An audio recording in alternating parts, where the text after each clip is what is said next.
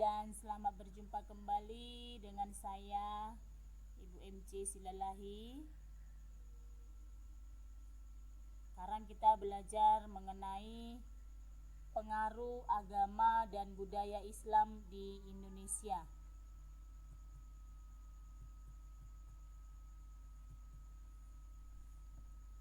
Pengaruh agama dan budaya Islam di Indonesia itu dibagi menjadi 5 sub pokok bahasan yang akan nantinya kita pelajari. Nah, yang pertama, proses masuk dan berkembangnya Islam di Indonesia.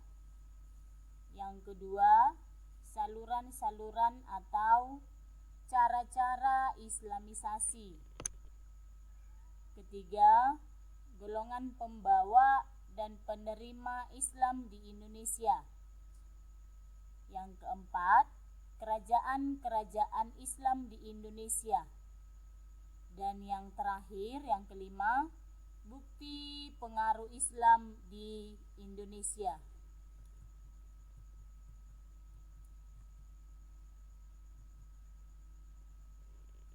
Nah, sekarang saya jelaskan satu persatu tentang materi kita. Yang pertama itu adalah proses masuk dan berkembangnya Islam di Indonesia. Nah, sebelumnya kita sudah belajar tentang materi masuknya agama Hindu-Buddha ke Indonesia. Nah, di mana agama Hindu-Buddha di Indonesia itu dibawakan melalui jalur perdagangan.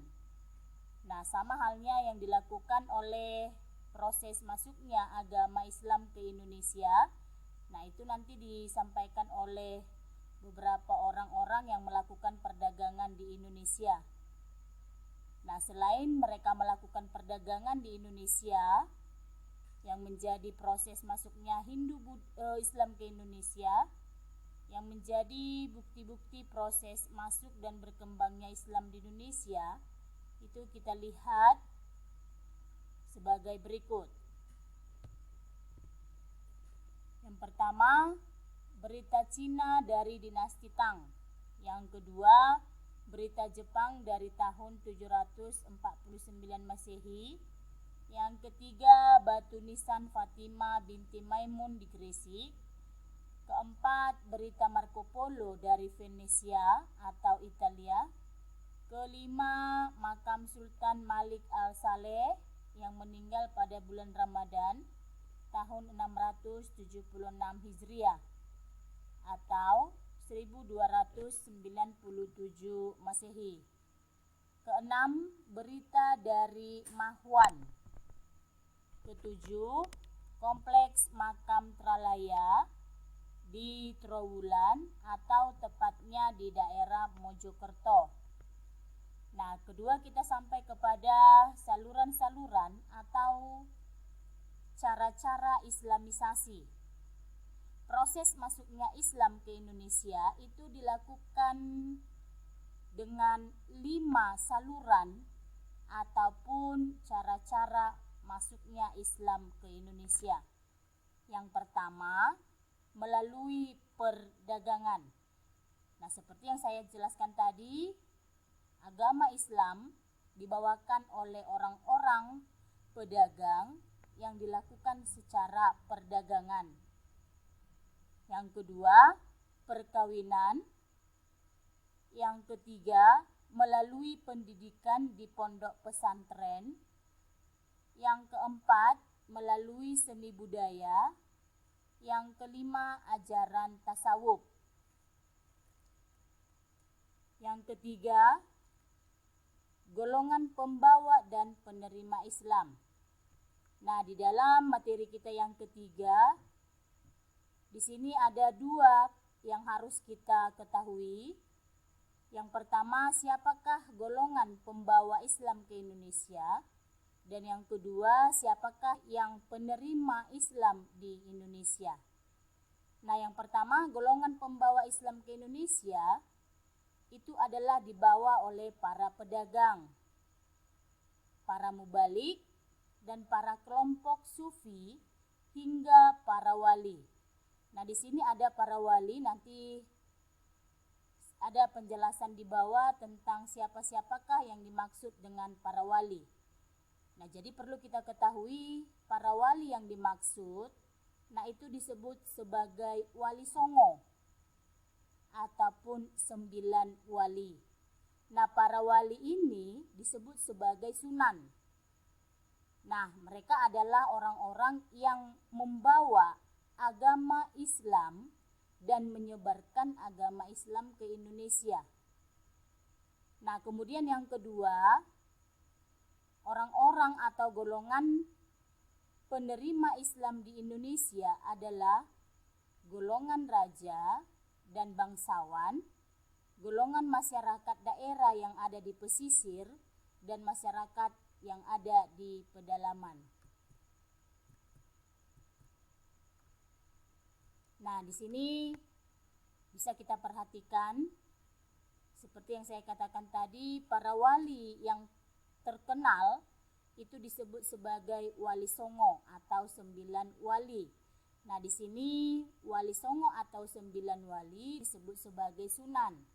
Nah, 9 wali songo ini nantinya merupakan golongan pembawa agama Islam dan menyebarkan agama Islam di Indonesia.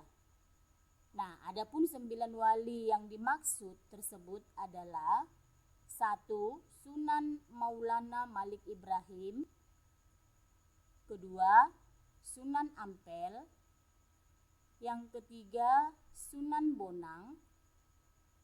Yang keempat, Sunan Giri. Yang kelima, Sunan Derajat. Yang keenam, Sunan Kalijaga. Yang ketujuh, Sunan Kudus. 8, Sunan Muria. 9, Sunan Gunung Jati.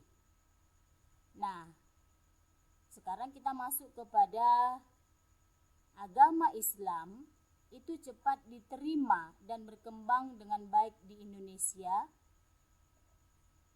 disebabkan oleh beberapa faktor. Nah, ini nanti beda dengan masuknya agama Hindu-Buddha ke Indonesia. Nah, di sini nampak ketika masuknya agama Islam ke Indonesia, masyarakat Indonesia lebih banyak mengikuti ajaran-ajaran agama Islam, sehingga agama Islam itu cepat berkembang di Indonesia. Nah, yang menjadi faktor penyebab Islam cepat diterima dan berkembang di Indonesia itu disebabkan oleh beberapa faktor, antara lain 1. Syarat masuk agama Islam sangat mudah, yaitu hanya mengucapkan 2 kalimat syahadat dan tidak perlu ada ucapan-ucapan khusus. Yang kedua, upacara-upacara peribadatan Islam sangat sederhana. Yang ketiga, ajaran Islam tidak mengenal sistem kasta. Nah, dibandingkan dengan ajaran agama Hindu-Buddha ke Indonesia, agama Hindu itu mengenal dengan sistem kasta. Sedangkan dalam ajaran agama Islam itu tidak memiliki kasta. Yang keempat, Islam bersifat terbuka sehingga penyebaran Islam dapat dilakukan oleh setiap umat muslim. Yang kelima, penyebaran agama Islam di Indonesia disesuaikan dengan adat dan tradisi Indonesia. Yang keenam, ajaran Islam berdampak positif bagi terciptanya kesejahteraan masyarakat dengan adanya kewajiban membayar zakat bagi orang Islam yang kaya. Nah, seperti yang kita ketahui, dalam ajaran agama Islam ada di situ melakukan pembayaran ataupun kewajiban untuk membayar zakat untuk orang-orang agama Islam. Nah, yang terakhir itu adalah runtuhnya kerajaan-kerajaan yang bercorak Hindu-Buddha. Nah, itu sangat mempengaruhi daripada masuknya agama Islam ke Indonesia, seperti kerajaan Sriwijaya dan kerajaan Majapahit.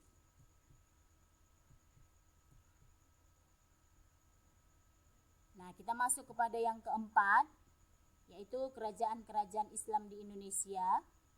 Nah, kerajaan-kerajaan Islam di Indonesia ini nanti merupakan peninggalan dari agama Islam di Indonesia Nah, adapun kerajaan-kerajaan Islam yang ditinggalkan di Indonesia yaitu antara lain 1.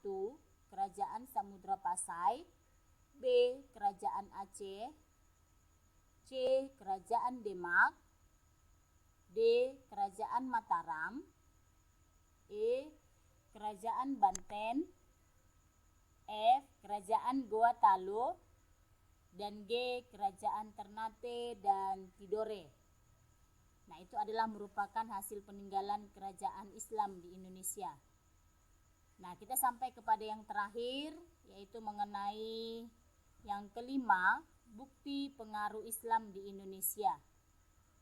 Nah, maksud daripada bukti pengaruh agama Islam ke Indonesia ini nantinya adalah merupakan akulturasi daripada budaya Islam dengan budaya Indonesia. Nah, sebelumnya sudah kita pelajari tentang pengaruh Hindu-Buddha yang menjadi akulturasi. Nah, di mana pengertian akulturasi itu adalah perpaduan dua kebudayaan yang berbeda sehingga menimbulkan budaya yang baru tanpa meninggalkan budaya yang lama. Adapun bukti pengaruh Islam di Indonesia antara lain yang pertama bangunan, yaitu berupa masjid, keraton, dan makam. Nah, sebelumnya dalam ajaran agama Hindu-Buddha, nah ini juga ada disebutkan dalam seni bangunan, tetapi dalam Hindu-Buddha seni bangunan yang dimaksud itu adalah berupa candi. Sedangkan dalam agama Islam, seni bangunan itu berupa masjid. 2. Karya seni mencakup seni rupa, seni sastra, dan seni tari. Yang ketiga, sistem penanggalan.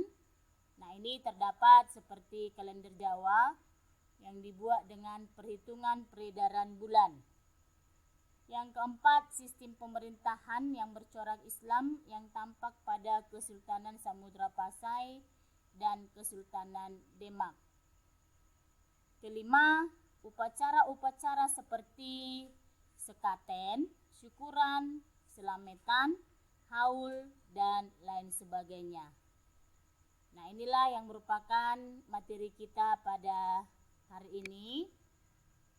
Saya ucapkan terima kasih dan selamat belajar.